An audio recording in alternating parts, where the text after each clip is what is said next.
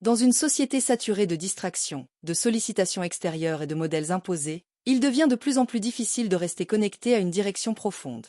Beaucoup de vies se construisent par défaut, choix professionnels opportunistes, passions avortées, trajectoires dictées par les attentes sociales. Cette errance contemporaine produit du vide, de la fatigue, un sentiment diffus de passer à côté de soi. Robert Greene, dans le chapitre 13 de Les lois de la nature humaine, développe la loi de l'errance. Il affirme que l'absence de but profond constitue l'un des pièges les plus insidieux du monde moderne. À l'inverse, retrouver un sens personnel, une vocation intérieure, agit comme un multiplicateur de puissance. Le but transforme la volonté, structure l'action, oriente les choix et rend l'existence plus cohérente.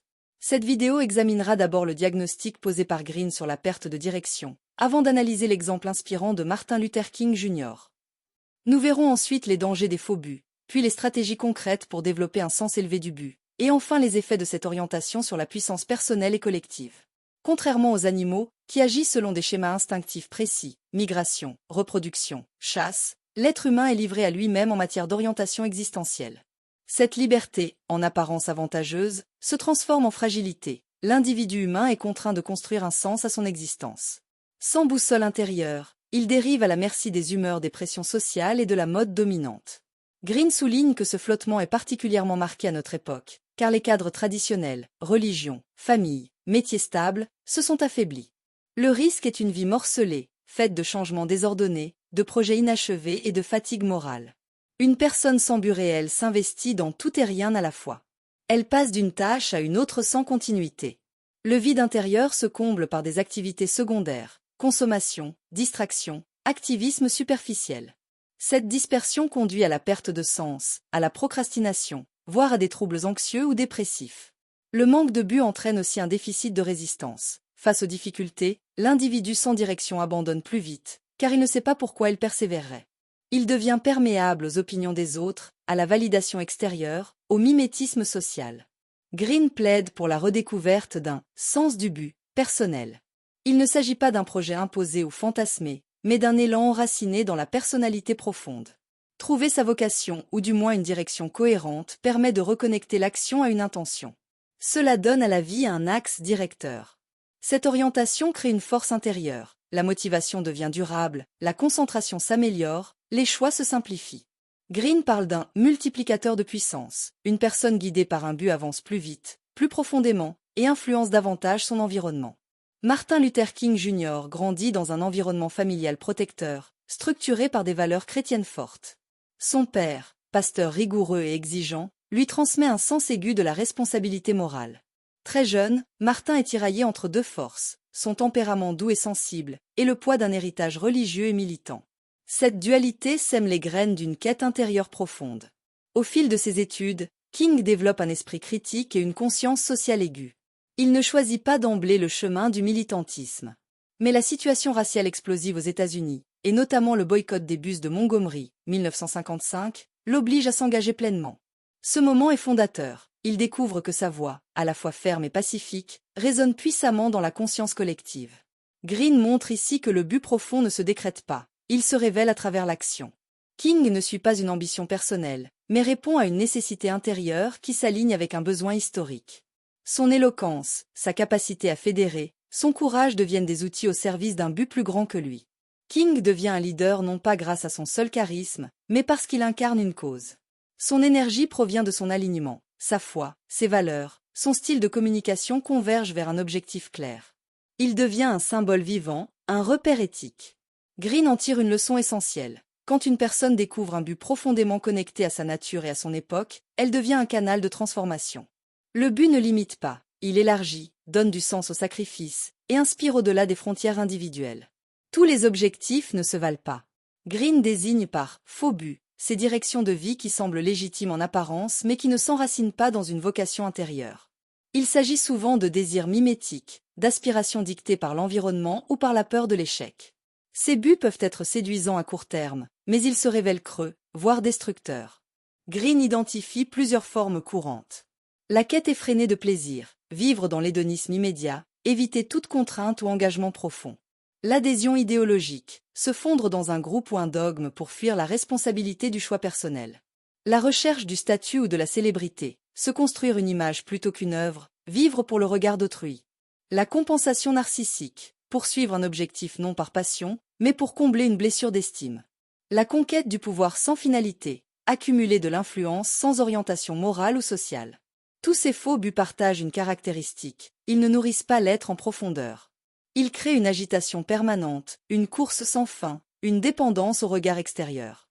L'individu devient esclave d'une image à maintenir, d'une validation à rechercher, d'une reconnaissance illusoire. Avec le temps, cela conduit à l'épuisement, à la perte de sens, voire à des crises identitaires majeures. Green montre que ces fausses directions ne sont pas seulement inutiles, elles sont dangereuses. Elles détournent l'individu de sa véritable nature, l'éloignent de son potentiel, et affaiblissent sa capacité d'influence réelle. Selon Green, chacun d'entre nous possède des inclinations naturelles, souvent révélées dès l'enfance. Ce sont les activités vers lesquelles nous nous tournions spontanément, avec enthousiasme et concentration. Retrouver ces moments de curiosité pure permet d'identifier des axes profonds. Marie Curie, par exemple, montrait très tôt un intérêt passionné pour les instruments scientifiques. Cette intuition initiale est un indice de vocation. Les obstacles, les frustrations et les critiques peuvent devenir des tremplins si on les affronte avec lucidité. Green souligne que Thomas Edison utilisait l'engagement public comme moteur. En annonçant ses projets, il se forçait à les réaliser. De même, affronter l'opposition sociale ou familiale peut révéler la solidité d'un appel intérieur. La douleur devient alors un révélateur, non une fin. Plutôt que de rêver à une vision floue du futur, il est essentiel de construire une série d'objectifs concrets, progressifs, alignés avec la direction souhaitée. Cette échelle d'objectifs permet de structurer l'action dans le temps. Elle donne de la clarté, combat la dispersion, et offre une satisfaction continue. Chaque étape atteinte renforce la motivation et nourrit la cohérence de l'ensemble. Notre environnement affecte profondément notre capacité à suivre un but. Il faut savoir éviter les personnes toxiques, les environnements décourageants, les discours relativistes. À l'inverse, fréquenter des individus animés par une mission, des mentors exigeants ou des communautés engagées peut renforcer la persévérance. Coco Chanel, par exemple, a su s'entourer d'alliés pragmatiques qui l'ont aidé à concrétiser sa vision. Green insiste sur la puissance du flow, cet état de concentration totale où l'on perd la notion du temps. Ce moment de fusion entre soi et l'activité est souvent un indicateur fort d'alignement. Steve Jobs, Ingrid Bergman ou encore Albert Einstein décrivaient ces états comme les plus féconds de leur vie. Le but n'est pas seulement intellectuel, il se vit dans le corps, dans l'intensité de l'action. Robert Greene compare le but à un multiplicateur de force, analogue à une stratégie militaire. Une armée ordinaire peut se transcender si elle est animée par une cause. De même, un individu doté d'un but puissant décuple ses ressources, volonté, endurance, imagination, influence. Ce but agit comme un filtre, il aide à choisir ses priorités, à dire non aux distractions, à aligner pensée, parole et action. Il apporte aussi une clarté émotionnelle. Là où l'indécision crée de l'angoisse, la cohérence directionnelle apaise, stabilise, recentre. Sur le plan personnel, le but offre une structure intérieure qui renforce l'estime de soi. On devient plus résistant à la critique, plus indépendant du regard extérieur. Les décisions deviennent plus fluides, car elles s'inscrivent dans une logique plus vaste. Cette stabilité génère une paix intérieure, une forme de sérénité active. Elle donne aussi à l'individu une force d'attraction nouvelle. Le charisme ne vient pas de la forme, mais de la cohérence entre ce que l'on fait, ce que l'on dit et ce que l'on est. Une personne animée par un but inspire naturellement confiance, admiration et respect. Un individu aligné sur un but élevé rayonne bien au-delà de son cercle immédiat. Il peut entraîner des équipes, des organisations, voire des mouvements entiers. Green montre que ce rayonnement repose non sur la domination, mais sur l'exemplarité. Le leadership authentique ne cherche pas à convaincre, il attire. Les grands changements collectifs, les révolutions pacifiques ou les avancées majeures viennent souvent de personnalités habitées par une mission. Leur action est contagieuse. Elle montre qu'un autre rapport au monde est possible.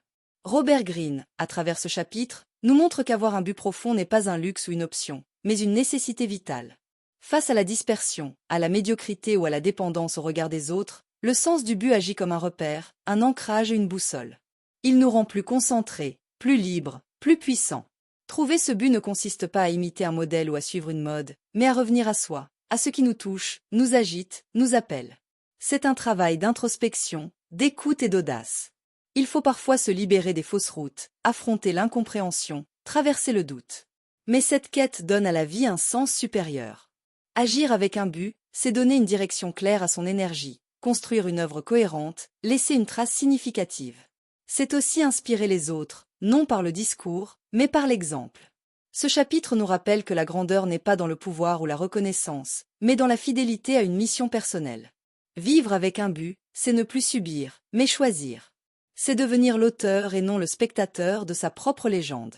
Merci de m'avoir écouté.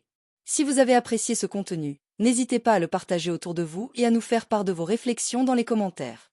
À très bientôt!